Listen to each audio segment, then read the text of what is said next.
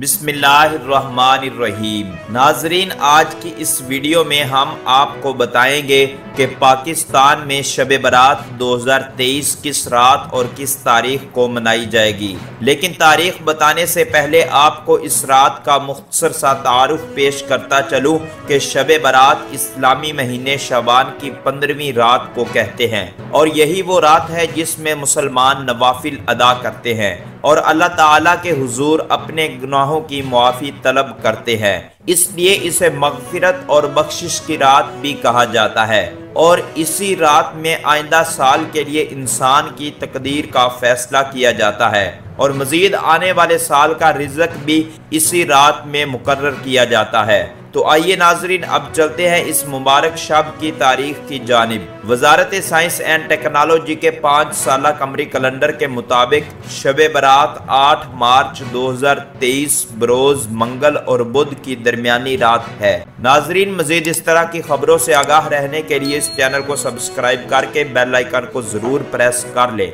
ताकि आपके पास मजीद खबरों का नोटिफिकेशन बर वक्त पहुँचता रहे। मिलते हैं किसी नई वीडियो में, तब तक के लिए अल्लाह हाफिज।